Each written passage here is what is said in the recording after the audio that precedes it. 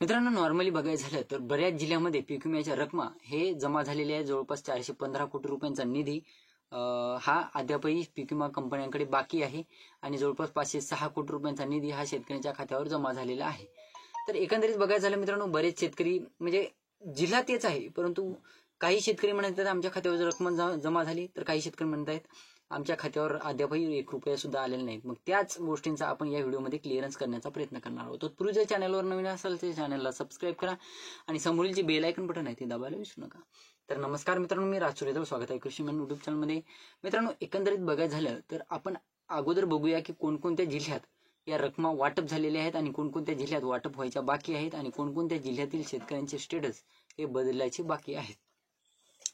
तर सर्वात अगोदर आपण बघूया ना, अकोला जिल्ह्यात 9 कोटी रुपयांचा खरीप आणि रब्बी पीक विमा जमा झालेला आहे. त्यानंतर मित्रांनो, जवळपास बुलढाणा जिल्ह्यात सुद्धा पीक विम्याचे आपण मला वाटते बऱ्याच दिवसापूर्वी एक व्हिडिओ बनवलेला होता. बुलढाणा जिल्ह्यातील बऱ्याच शेतकऱ्यांचे स्टेटस दाखवणं सुरू झालेले आहे वगैरे वगैरे बऱ्याच माहिती घेतलेली होती. तर मित्रांनो, बुलढाणा जिल्ह्यातील नांदुरा तालुका वगैरे इतर जिल्ह्यात बुलढाणा जिल्ह्यातील इतर तालुक्यात सुद्धा रकमा जमा झालेल्या आहेत. आता मी या जिल्ह्यांची नावं घेत आहे. तुम्ही जर या जिल्ह्यातून असाल परंतु तुमच्या रकमा दाखवून सुद्धा तुमच्या खात्यावर रकमा जमा झालेली नसतील, ते सुद्धा कमेंट करून सांगा. आणि तुम्हाला जर पीक विमा वाटप झालेला असेल, ते रब्बीचा झालेला आहे की खरीप हंगामाचा झालेला आहे, ते सुद्धा मला कमेंट करून सांगायचं विसरू नका.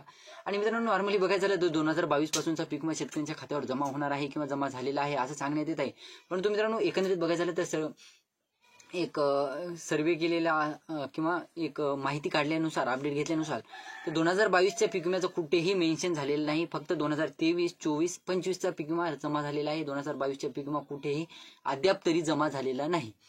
तर मित्रांनो, एकंदरीत बघायचं झालं तर जालना जिल्ह्यात सुद्धा पोस्ट हार्वेस्टच्या बऱ्याच शेतकऱ्यांच्या खात्यावर रकमा जमा झालेल्या आहेत. जालना जिल्ह्यामध्ये जवळपास मंठा तालुका वगैरे किंवा इतर तालुक्यांचा विषय घ्या तर जालना जिल्ह्यात पोस्ट हार्वेस्टच्या चांगल्या प्रकारच्या रकमा दिसून आलेल्या आहेत. म्हणजे चांगल्या प्रकारच्या रकमा शेतकऱ्यांच्या खात्यावर या जमा झालेल्या आहेत जालना जिल्ह्यातून. त्यानंतर सोलापूर जिल्ह्यातील बार्शी तालुका वगैरे माहिती, बार्शी तालुक्यात विषय आपण काही दिवसापूर्वी व्हिडिओ बनवला होता की बाबा बार्शी तालुक्यातील बऱ्याच शेतकरी संख्या जास्त आहे वगैरे वगैरे माहिती घेतलेली होती आपण. तर बार्शी तालुक्यातील सुद्धा, सोलापूर जिल्ह्यातील सुद्धा बऱ्याच शेतकऱ्यांच्या खात्यावर रकमा जमा झालेल्या आहेत. आता एक विषय सांगतो, सोलापूर जिल्ह्यातील बऱ्याच शेतकऱ्यांचा उडीद पीक विमा दाखवलेला होता. त्यानंतर बऱ्याच शेतकऱ्यांचा मला वाटते सोयाबीन पीक विमा सोयाबीन पीक विमा काहीतरी दाखवलेला होता, परंतु जमा झालेला नव्हता. तूर पीक विमा बऱ्याच सोलापूर जिल्ह्यातील शेतकऱ्यांचा दाखवला होता, ते जमा झालेला नव्हता. तर तुमच्या खात्यावर या रकमा जमा झाल्या असतील ते सुद्धा कमेंट करून सांगायला विसरू नका. तर नाशिक जिल्ह्यात सुद्धा रब्बी हंगामाचा पीक विमा हा जमा झालेला आहे. आता एकंदरीत बघायचं झालं तर नाशिक जिल्ह्यातील बरेच शेतकरी म्हणतील पण आमच्या खात्यावर अद्यापही 1 रुपयाची रक्कम सुद्धा जमा झाली नाही. या शेतकऱ्यांचे, नाशिक जिल्ह्यातील जे शेतकरी आहेत त्या शेतकऱ्यांचे रब्बी पीक विमे जमा झालेले आहेत. खरीप पीक विमा जमा झाल्याचे अद्याप तरी आपल्याकडे अपडेट आलेले नाही. तर नाशिक जिल्ह्यातील मालेगाव, येवला तालुक्यामध्ये, इतर तालुक्यांमध्ये बऱ्याच शेतकऱ्यांच्या खात्यावर या कांदा पीक वगैरे म्हणा किंवा इतर पीक म्हणा रब्बी हंगामातील पीक विमा शेतकऱ्यांच्या खात्यावर जमा झालेले आहेत. त्यानंतर मित्रांनो, एकंदरीत बघायचं झालं तर लातूर जिल्ह्यातील एक शेतकऱ्यांची बरेच कमेंट होती की शेवटी तुम्ही लातूर जिल्ह्याविषयी माहिती दिलेली नाही. तर लातूर जिल्ह्यातील सुद्धा बऱ्याच शेतकऱ्यांच्या खात्यावर या रकमा जमा झालेल्या आहेत.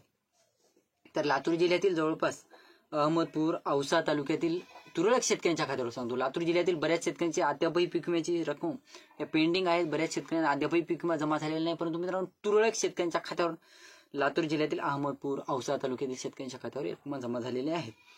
बीड जिल्ह्यात सुद्धा बऱ्याच शेतकऱ्यांच्या खात्यावर या रकमा जमा झालेल्या आहेत. बीड जिल्ह्यामध्ये ज्या शेतकऱ्यांच्या रकमा दाखवल्या गेल्या होत्या अशा शेतकऱ्यांच्या खात्यावर या रकमा वितरित झालेल्या आहेत. परभणी जिल्ह्याविषयी माहिती घेतली होती आपण अगोदर सुद्धा आणि आता सुद्धा माहिती घेणार आहोत की परभणी जिल्ह्यातील गंगाखेड, पाथरी, सेलू, त्यानंतर पूर्णा वगैरे तालुक्यातील बऱ्याच शेतकऱ्यांच्या खात्यावर रकमा जमा झालेल्या आहेत. त्यानंतर धाराशिव जिल्ह्याबद्दल माहिती घ्यायची झाली तर धाराशिव जिल्ह्यातील कांदा पिकाचा पीक विमा बऱ्याच शेतकऱ्यांच्या खात्यावर ह्या जमा झालेल्या आहे. परंडा वगैरे तालुक्यातील माहिती घ्यायची झाली तर, आणि इतर तालुक्यातील सुद्धा जे कांदा म्हणजे रब्बी हंगामाचा, एकंदरीत बघायचं झालं तर रब्बी हंगामाचा पीक विमा धाराशिव जिल्ह्यातील बऱ्याच शेतकऱ्यांच्या खात्यावर वितरित झालेला आहे. चंद्रपूर जिल्ह्यातील सुद्धा तुरळक शेतकऱ्यांच्या खात्यावर या रकमा वितरित झालेल्या आहेत. चंद्रपूर जिल्ह्यातून जर तुम्ही असाल तर तुमच्या सुद्धा खात्यावर रक्कम जमा झालेली असेल ते सुद्धा मला कमेंट करून सांगायला विसरू नका, कारण चंद्रपूर जिल्ह्यातील तुरळक शेतकऱ्यांच्या खात्यावर या रकमा वितरित झालेल्या आहेत. नांदेड जिल्ह्याविषयी माहिती घ्यायची झाली की नांदेड जिल्ह्यातील बरेच शेतकरी म्हणतात आमच्या खात्यावर रकमा जमा झाली नाही. तुम्ही तर म्हणतात नांदेड जिल्ह्यातील शेतकऱ्यांच्या खात्यावर रकमा जमा झालेल्या आहेत, तर आमच्या तर खात्यावर वितरित झालेच नाही रकमा. तर तुम्हाला सांगतो मित्रांनो, नांदेड जिल्ह्यातील ज्या शेतकऱ्यांना म्हणजे नांदेड जिल्ह्यात काय झालं होतं, अगोदर मिड टर्मचा पीक विमा म्हणजे 25% अग्रिमचा पीक विमा जमा झालेला होता. तर नांदेड जिल्ह्यातील काही शेतकऱ्यांना लोकलाईजच्या सुद्धा रकमा दाखवल्या गेल्या होत्या. अशा शेतकऱ्यांच्या खात्यावर या रकमा जमा झालेल्या आहेत. जसं की कंधार तालुक्यामध्ये सुद्धा बऱ्याच शेतकऱ्यांच्या खात्यावर वितरित झालेल्या आहेत. हातगावमध्ये तुरळक शेतकऱ्यांच्या खात्यावर रकमा जमा झालेल्या आहेत. उमरी, अर्धापूर तालुक्यामध्ये सुद्धा या नांदेड जिल्ह्यातील तालुक्यामध्ये जमा झालेल्या आहेत रकमा. आता तुम्ही नांदेड जिल्ह्यातून असाल आणि तुमच्या खात्यावर या रकमा, आता हा विषय वेगळा की कंधार, हातगाव, उमरी, अर्धापूर तालुक्याविषयी आपण माहिती घेत आहोत. परंतु या तालुक्यातील शेतकऱ्यांच्या खात्यावर याच तालुक्यातून शेतकऱ्यांच्या इतर शेतकऱ्यांच्या खात्यावर सुद्धा रकमा जमा झालेल्या नाहीत. तर तुरळक शेतकऱ्यांच्या खात्यावर रकमा जमा झालेल्या आहेत. इतर शेतकऱ्यांच्या खात्यावर जमा होतील लवकरच, जर रक्कम दाखवत असेल तर. राहिला प्रश्न अहिल्यानगर जिल्ह्याचा. तर अहिल्यानगर जिल्ह्यातील बऱ्याच शेतकऱ्यांच्या खात्यावर रकमा जमा झालेल्या आहेत. मग ते खरीप असो की रब्बी हंगाम असो, मग 2023, 22, 24 असो, तर रकमा जमा झालेल्या आहेत. त्यानंतर मित्रांनो एकंदरीत बघायचं झालं तर जवळपास जळगाव जिल्ह्यातील सुद्धा बऱ्याच शेतकऱ्यांच्या खात्यावर रकमा जमा झालेल्या आहेत. जळगाव जिल्ह्यातील जसं की जामनेर वगैरे भागात म्हणजे शेतकऱ्यांच्या खात्यावर या रकमा जमा झालेल्या आहेत. तर बघायचं झालं मित्रांनो 506 कोटी रुपयांचा निधी जमा झालेला आहे. 415 कोटी रुपये हे अद्यापही शेतकऱ्यांचे बाकी आहेत. आता जवळपास 16 लाख च्या वर शेतकरी संख्या आहे ज्यांच्या खात्यावर हे रकमा जमा झालेल्या आहेत. तर आता राहिला प्रश्न, जे शेतकऱ्यांचे स्टेटस, आता मी सांगितलं होतं 11 ऑगस्ट नंतर शेतकऱ्यांचे स्टेटस चेंज होतील. मग ज्या शेतकऱ्यांचे स्टेटस चेंज झालेले आहेत 11 ऑगस्ट नंतर, म्हणजे रकमा दाखवल्या नाहीत परंतु क्लेम वगैरे अप्रूव्ह झालेले आहेत, तर त्या शेतकऱ्यांना जेव्हा राज्य शासन दुसरा हप्ता तर जमा झालेला आहे. आता राज्य शासनाकडे परत एकदा तिसऱ्या हप्त्याची मागणी होणार आहे आणि जवळपास राज्य शासनातर्फे जर तिसरा हप्ता किंवा जे उर्वरित शेतकरी आहेत त्यांच्यासाठी जर निधी मंजूर करण्यात आले राज्य शासनातर्फे, तरच त्या शेतकऱ्यांच्या खात्यावर या रकमा वितरित होतील.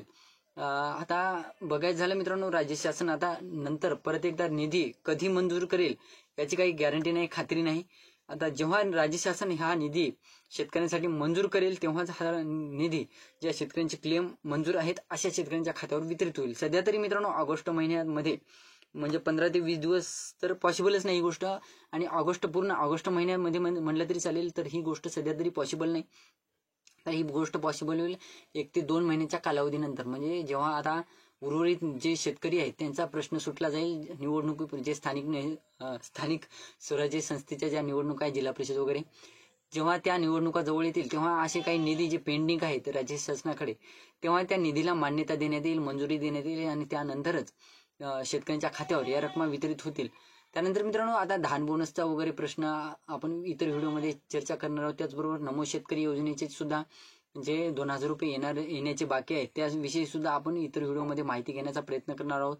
चॅनलवर नवीन असाल तर चॅनलला सबस्क्राईब करून ठेवा, म्हणजे इतर सुद्धा तुम्हाला माहिती मिळण्याचा सर्वात अगोदर माहिती मिळेल तुम्हाला. व्हिडिओ आवडला असेल तर लाईक करा, चॅनलला सबस्क्राईब करा आणि जास्तीत जास्त शेतकऱ्यांमध्ये पोहोचण्याचा प्रयत्न करा. धन्यवाद.